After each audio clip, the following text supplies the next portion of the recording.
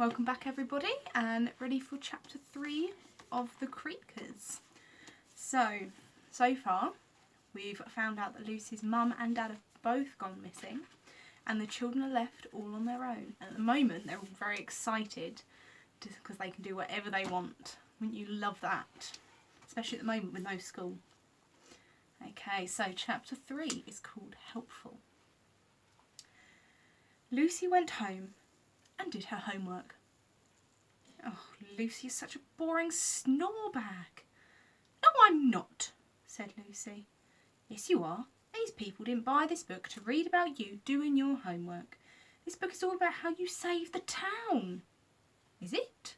Lucy asked. Yes, now put that homework down and go and get on with it. Lucy put her homework down and went to go and get on with it. First she changed out of her school uniform and got into her favourite denim dungarees. My sort of girl. Well, if I'm not going to school, I might as well be comfortable, she said to herself, clipping up the buttons and suddenly feeling nice and comfy and ready to get stuff done. Funny how dungarees do that. That's better, she said, licking her hand and slicking her fringe over to one side. Just as she did this, crash! Lucy ran outside to see a car sticking out of her mum's neat hedge in the front garden. Steam and smoke were hissing out of the engine and she could hear laughter and giggles coming from inside.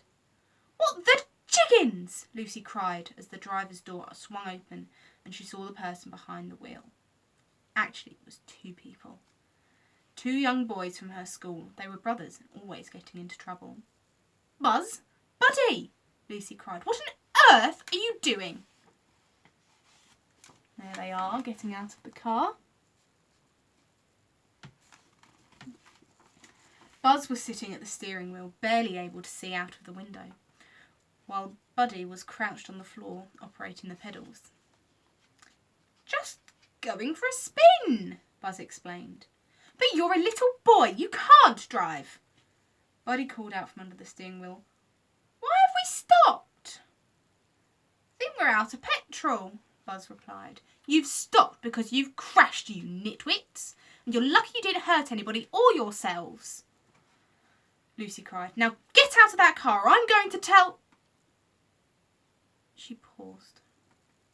Boys looked up at her. Who? Asked Buzz, and the boys smiled with the cheeky smile people use when they know they can get away with something.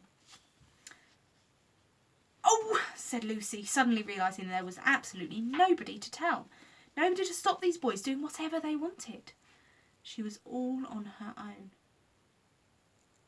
Well, children can't drive around in cars. It's silly and dangerous, said Lucy, and she reached into the car through the open door, switched off the engine and took away the keys. Oi, those are our dad's keys, Buzz said. You can't take those, it's stealing.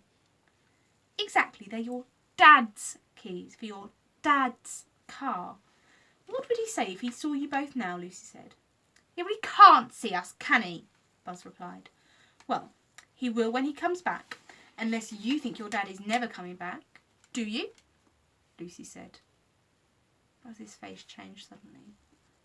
Of course he's coming back, Buddy insisted. Good, and when he does, you can tell him to come and pick his keys up from me. Until then, I'll look after them. And with that, Lucy popped the keys in the pocket of her dungarees. She was just about to head back inside when she heard someone calling her name from further up the street. Lucy! Lucy, I need your help! Lucy followed the faint cries to Ella's front door and walked inside. Ella had got herself wedged inside the washing machine while playing hide and seek.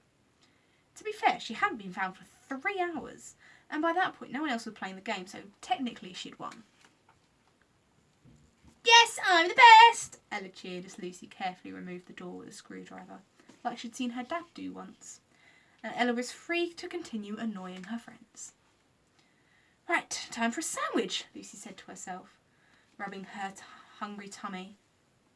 But, Lucy, help! Another voice called out. Lucy sighed. She quickly headed in the direction of the child in need, and by the time she'd helped that one, there was another, and another, followed by even more. Ella, stuck in the washing machine with Lucy helping her out.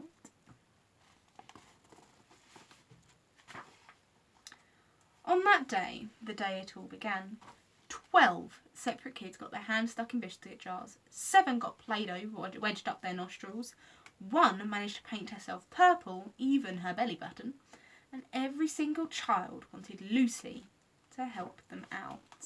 There they all are, getting themselves in a right mess. Look at this. I'm sure none of you would be that silly, would you? Lucy's afternoon continued like this until long after the sun had set. She ended up helping half the population of Whiffington. By the end of the day, you wouldn't believe the state of the town itself.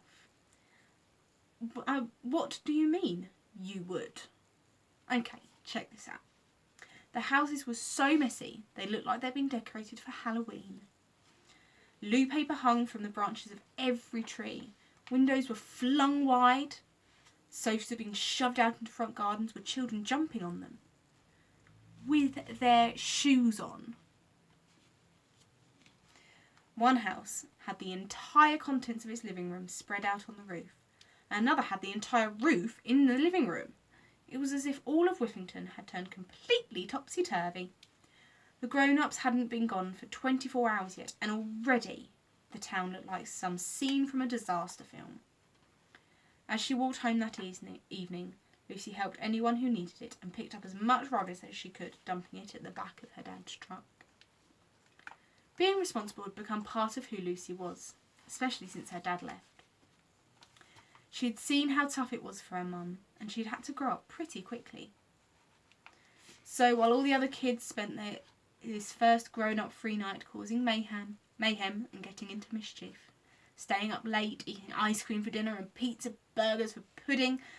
Pizza burgers are burgers stuffed inside 2 pizzas instead of burger buns.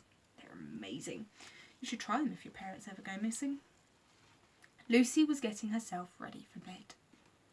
She was the only child in Whiffington to brush her teeth that night. She was the only child in Whiffington to wash the dishes and to take the bins out, put on her BJs, read herself a bedtime story, and turn out the light. Just as she was getting all cosy on her pillow, a great racket broke the silence. "Lucy! Can we have our dad's keys back, please?" called up Buzz from outside. His voice was loud and echoey, and when Lucy peered out of the window, she saw that he was using a megaphone. "We promise we won't drive." "I thought you said we were going to break the land speed record," whispered Buddy, his voice amplified by the megaphone. "Shh!" hissed Buzz. Lucy slipped downstairs, stuck her hand out of the front door, and quickly took the megaphone from the noisy boys. She tucked it into a safe hiding place, along with their father's car keys, inside the fridge. All was quiet, and Lucy was exhausted. She walked back up the stairs to her bedroom, climbed under the covers. "Peace at last," she sighed. What Lucy didn't realise was that even though her mum and dad weren't there, she wasn't alone. There was someone else inside Lucy's house. There was something else inside Lucy's room. Something hiding under Lucy's bed, waiting for her to fall asleep, just like it did every night. Okay, so things are getting a little scary. Don't say I didn't warn you. Are you ready? Well, we'll see if we're ready for the next chapter in the next video.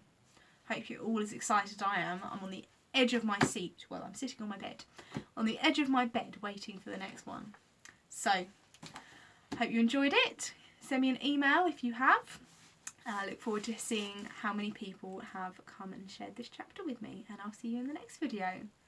Bye!